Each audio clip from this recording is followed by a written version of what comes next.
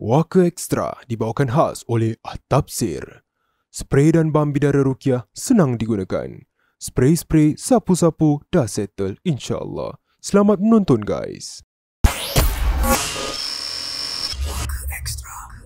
Okay, hi guys, Assalamualaikum. Kita jumpa lagi dalam Puaka Extra, di mana soalan-soalan korang ni semua akan kita baca dan Ustaz Fadli akan terangkan satu persatu insya-Allah.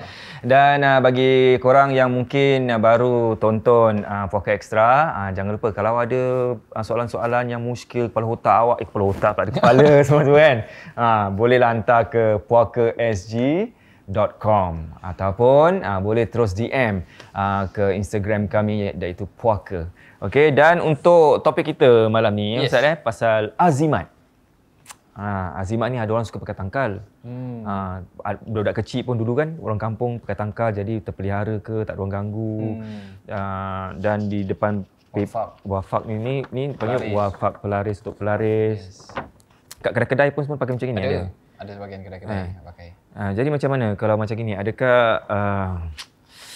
digalakkan atau dibolehkan ataupun takut nanti kita punya akidah pun lari? So kita mulakan dengan Ustaz. Sila Ustaz terangkan. Okey, Ustaz Zahiri silakan. InsyaAllah. Dalam masa episod berikut dia dah jadi Ustaz kan. Okey, bismillahirrahmanirrahim. So saya ada bawa beberapa wafak ataupun sebagai azimat, talasim, semuanya sama. Okey. So ini yang paling di antara paling popular sekali. Ini dipanggil sebagai wafak Ashabul Kahfi. Ataupun Ashabul Kahfi yang biasa kita selalu dengar the seven sleepers dalam Al-Quran kan. Yang mana mereka larikan diri kemudian ke dalam gua, kemudian Allah Subhanahu Wa Taala takdirkan mereka untuk tidur dengan waktu yang cukup lama. Sehingga ketika mereka bangun, mereka pun terkejut bahawasanya mereka rasa seperti beberapa hari saja tidur, sedangkan mereka tidur dalam beratus tahun. Wow. Okay. So di sini dia namanya Ashabul Kahfi. So yang daripada atas ini, daripada atas, ini warna merah ni, atas adalah Asmaul Husna, iaitu nama-nama Allah Subhanahu Wa Taala. Asmaul Husna 99 tu. Kemudian kita nampak yang ada bulat yang tak tengah ni. Ini kita panggil sebagai kata Kitmir. Kitmir adalah nama anjing yang dibawa oleh seven sleepers tadi untuk menjaga di luar gua. Outside of that cave. Okay. So anjing tersebut. Kemudian di persekitaran daripada Kitmir ni, dia ada yang merah-merah ni juga. So ni semua ada 7 tau. Kita ambil dari atas ni 1, 2, 3, 4, 5, 6, 7. So there's 7 sleepers. So ni nama yang dikatakan bahawasanya ini adalah nama yang Ashabul Kahfi tu lah, that 7 sleepers ni. So ini menjadi suatu masalah sebetulnya. Disebabkan apa? Disebabkan walaupun kita tahu bahawasanya anjing ni adalah termasuk anjing yang sudah dijanjikan masuk syurga oleh Allah Subhanahu Wa Taala, tapi takkan kita nak menyamakan, kita nak samakan derajatnya antara anjing dan juga dengan nama-nama Allah Subhanahu Wa Taala dalam satu tempat, dalam satu gambaran. So ini menjadi suatu pelecehan yang memang jin ni suka disebabkan orang-orang yang percaya pada ni benda yang akan gantung di rumahnya. Ini menjadi suatu perkara yang syirik. Maknanya dia melecehkan nama Allah Subhanahu Wa Taala, dipanggil istihza. Melecehkan nama Allah Subhanahu Wa Taala. Okey. Melecehkan tahu kan? Tahu. Leceh. Bukan leceh. Maksudnya melecehkan. Melecehkan ataupun kita memporak-perandakan, merendahkan derajat martabat, merendahkan zat Allah Subhanahu Wa Taala. Itu. So ini dipanggil wafak. So ini apa dia punya kegunaan dia? Biasanya untuk penarik rezeki ataupun untuk menolak sihir dan lain-lainnya. So ini pun tak boleh ada kat rumah. Sebetulnya kalau orang tu kena gangguan daripada sihir dan lain-lainnya, kalau ada ni benda ni yang patutnya kita hancurkan dulu sebelum kita ruqyahkan. Ni nampak macam protection, tapi padahal dia invite. Yes, dia invite. Benda macam ini. Sebab mereka suka kita melakukan benda-benda yang syirik. Alright. Okay. So this is yang Ashabul Kahfi. Ini banyak sekali tau. Tak Indonesia banyak. Kat Singapura ada beberapa juga orang yang ada macam gini. It's a frame. Frame lagi Yes, frame. Tolak atas pintu. Tak, dekat mana-mana je actually. Okey. So ni pun tak boleh ada. Okay. Kemudian kita masuk yang berikutnya macam gini. Kalau nampak, ni untuk mahabbah, untuk kecintaan. Biar orang tu cinta dengan kita, orang tu sayang dengan kita. Ini tak semestinya kita tampal di rumah, tapi kita boleh bawa. Boleh bawa lipat-lipat. Dia akan lipat-lipat. Kadang-kadang macam tadi katakan macam ada tangkal macam ini, ataupun ada gesper. Gesper ni apa? Gesper apa ya Pak? Itu ya tali Gesper pinggang ya Pak? sabuk ni, gesper atau sabuk apa namanya bahasa Melayu? Tali pinggang ya Pak? Tali pinggang, yes. Tali pinggang. So Ya. tali pinggang ni Gesper. pun ada juga. So kalau siapa sahaja yang orang-orang dulu kadang-kadang dia masih pakai lagi tau. Ada Benda betul macam itu. apa kulit kijang, kijang. Kijang, kijang. ataupun daripada kain-kain Kain-kain. pun ada juga. So maknanya daripada ini nanti dia akan lipat-lipatkan every kain, kemudian dia jahit. Every kain lagi dia jahit. Sehingga dia akan jadikan sebagai tali pinggang. Wow, kegunaannya untuk apa tu? So ini contohnya macam gini, dia ada kegunaannya tentang untuk penjagaan diri dan juga yang kedua adalah tentang untuk penarik rezeki. So ada juga sebahagian orang yang letak ni di kedai. Kedai makan dan lain-lainnya ada juga yang letak seperti. Maknanya dia akan menarikkan rezeki lagi. Ya, lagi bisnes bagus ya. Jadi kalau saya pernah tanya orang tu. Orang yang kedai ni lah. So saya bilang, ini untuk apa? Dia bilang memang orang kasih, saya punya mak bapak kasih untuk suruh letak kedai. Biar laris, biar laku. Saya bilang begini, sekarang kalau saya tarik ni benda, saya buang, awak rasa laris lagi tak? Dia cakap janganlah, nanti tak laris macam mana? Kepercayaan dah letak di sini. Di paper ni. Sebenarnya sumber rezeki hanya daripada Allah Subhanahu Wa Taala. Allah dah tentukan kita punya rezeki. Daripada awal sekali ketika ditiupkan dalam rahim, tiupkan roh, Allah dah tentukan kita punya ajal, kita punya jodoh, kita punya rezeki, kita punya qada dan qadar takdir kita. Semua Allah Subhanahu Wa Taala dah susunkan. Tapi bukan disebabkan oleh ni benda, kita punya rezeki makin banyak. Tak. Itu memang takdir daripada Allah Subhanahu Wa Taala untuk berikan kita rezeki, tapi bukan sumbernya daripada sini. Okay. So you have to know also, ini semuanya ada dia punya maksud-maksud tertentu, elements ya. Dan kadang-kadang ada orang yang kalau kita nampak dia ada macam bentuk square, kemudian in every corner daripada square tu ataupun you call every line daripada edge tu, dia letakkan nama 4 malaikat ni, iaitu malaikat Jibril, Mikail, Israfil dan juga Israel. Yang mana malaikat-malaikat tu memang wajib kita hafal lah. Kan? Memang ada. Tapi di sini kenapa mereka pakai 4 malaikat ni? Disebabkan menurut kepercayaan mereka, 4 malaikat ni yang akan menjaga the whole universe.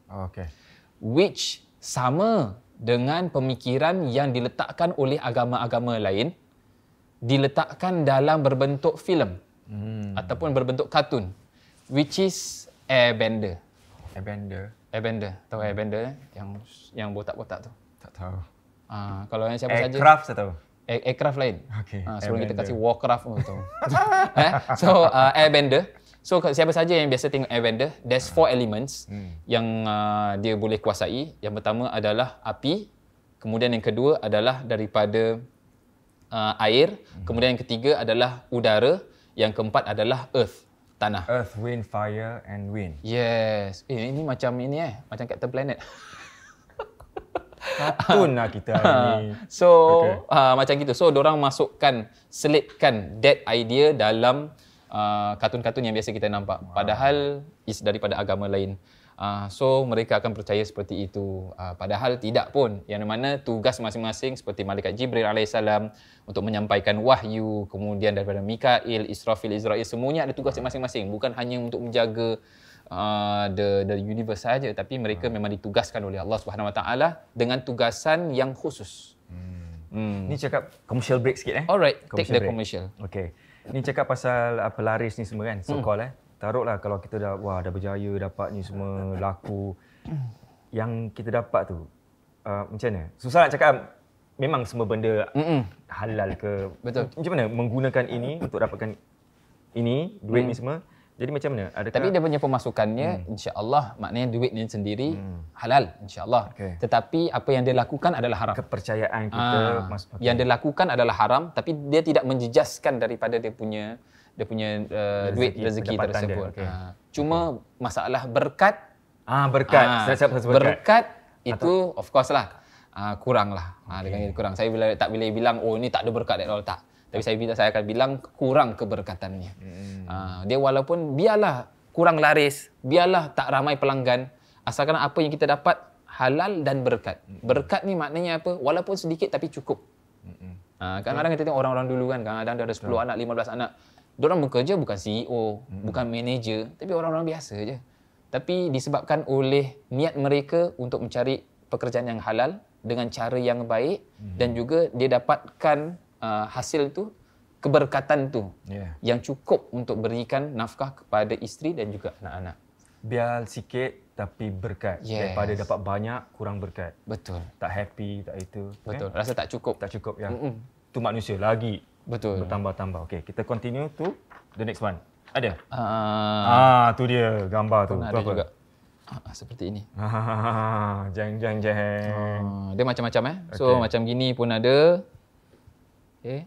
Kalau untuk begini pun ada. So ini yang lebih lagi dipanggil sebagai rajah. Dia sebetulnya ada azimat. Azimat yang biasa yang dipakai yang di kalung-kalung ni semua. Azimat. Yang wafak ni memang seperti tadi ni. Yang ini dan juga yang ini. Okay. Alright. So macam itulah. Tapi kalau yang ini yang ada berbentuk seperti orang ataupun berbentuk seperti hayawan. Ini hayawan. Hayawan menjerat. Sorry.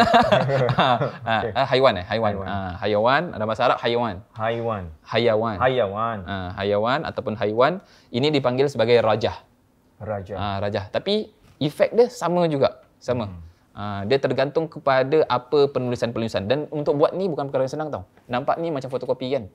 The real wafak, the real rajah, bila you nak gambar ni ataupun you nak lukis ni, bila you tulis every time tu, dia ada specific time, specific date, specific ink. Oh ya? Yeah? Yes. Specific situation. Wow. Ada bulan ke, macam contohnya, kena ada bulan purnama. Berapa lama? Kemudian pada hari Isnin. Dalam keadaan sudah berpuasa. Sudah berpuasa maknanya dari paginya. Maknanya buat dalam keadaan malam. Kemudian dia punya ink dia contohnya kena campur dengan kasturi. Dengan bacaan-bacaan khusus. Itu semua. Ada beberapa kitab-kitab yang kita boleh actually kaji buat, dan saya ada kat rumah. Kitab-kitab macam mana nak buat wafak, macam mana nak buat azimat, macam mana nak buat Aziz Rajah. Cuma kita belajar untuk kita tahu apa dia punya efek dia. Daripada situ baru kita boleh counter daripada segi ruqyah itself. So macam gini semuanya ada. So biasanya dia akan bentuk seperti ini. Dia akan bentuk daripada square, circle ataupun triangle. So nampak macam gini, takkan tak seram kalau kita tengok. Memang seram.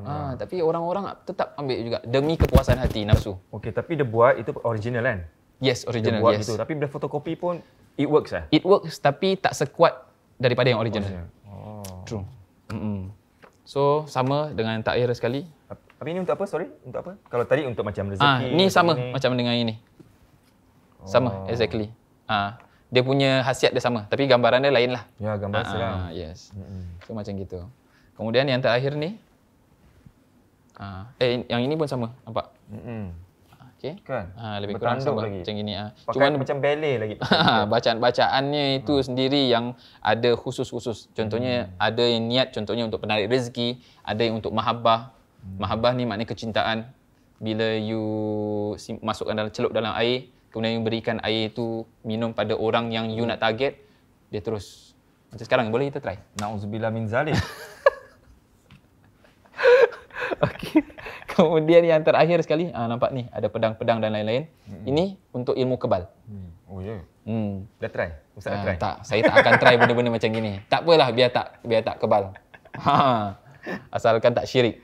So jangan Jangan buat macam ini semua. Macam ini semua dia akan letakkan di dalam dia punya tali pinggang ataupun di tempat-tempat yang macam dalam kocik dan lain-lainnya ataupun ada yang macam gini berbentuk vest.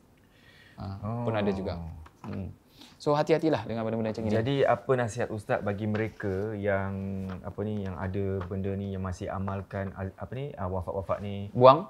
Yang pertama, buang di sini ada beberapa cara. Di antara yang paling mudah sekali adalah bakar sambil baca ayat kursi. Okey. Ini yang pertama. Kemudian yang kedua, boleh rendam sebagaimana saya katakan tadi, rendam selama 3 hari dalam air ruqyah. Neutralize it. So after that dah boleh buang terus. Kemudian yang ketiga, letakkan kepercayaan semuanya pada Allah Subhanahu Wa Taala. Apa yang you nak, you tak perlukan ni. Apa yang you hajatkan, tak perlukan ini. You nak sayang dengan orang pun tak perlukan ini. Betul. Tapi you perlukan adalah daripada Allah Subhanahu Wa Taala. You nak sayang dengan orang, you nak orang sayang dengan you minta pada Allah Subhanahu Wa Taala. Allah sendiri yang menggerakkan hati seorang hamba-Nya untuk mencintai orang lain. Sebab apa? Allah Subhanahu Wa Taala yang menciptakan hati. Allah Subhanahu Wa Taala yang memberikan rezeki. Asal you minta dengan benda ni, asal tak minta dengan Allah Subhanahu Wa Taala. Itu masalahnya. Begitu juga dengan bulu perindu ataupun minyak-minyak macam-macam minyak ni semua pengasih, minyak dagu dan lain-lain. Tak perlu ni benda semua. Jangan lebihkan nafsu hingga melakukan benda-benda yang syirik yang Allah tak suka. Jangan sampai Allah laknat kita. Bila Allah laknat kita, dunia kita tak lepas, akhirat pun kita merana. Biarlah kalau nak suka orang tu, biarlah dengan kita punya penampilan kita, tingkah laku kita. Orang benci kita tak apa, jangan Tuhan benci kita. Betul. Nampak? Oh, hashtag tu bagus lah. Ustaz Fadli. Okey, itu saja untuk hari ini. Wafat diharapkan semua sikit sebanyak dapat pengetahuan daripada info yang telah Ustaz Fad berikan. Dan seperti biasa, kita akan jumpa lagi pada minggu hadapan dan terima kasih kepada penaja-penaja kami. Betul. Sedap daripada apa tu yang teh apa tu? Teh Mami. Yes. Tehmami.sg. Terima kasih banyak kerana nasi berani dia. Betul. Ya, teh dia pun power. Teh tarik, teh susu. Teh tarik. Wah, terima kasih banyak kerana sudi sponsor kami. Dan bagi awak korang semua di luar sana, kalau ada anything nak tanya kepada Ustaz mengenai benda yang gaib atau muskil ni semua, awak boleh hantarkan semua soalan-soalan anda ke puaka.sg@gmail.com ataupun DM kami di Instagram Puaka. Dan seperti biasa, jangan lupa hari Khamis ini boleh saksikan Puaka The Main Show. Siapakah artis ataupun siapakah tamu kita seterusnya dengan cerita-cerita menarik. Dan yang penting, pergilah ke Susu Channel TVC. Betul. Dan like, share dan subscribe. Dan jangan lupa untuk tekan butang loceng untuk mendapatkan notification terbaru. Yes, that's right. We'll see you next week. Bye-bye.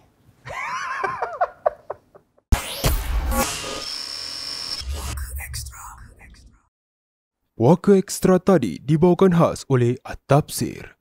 Jadikan spray dan balm bidara ruqyah peneman keluarga anda. Jumpa lagi di next episode ya guys.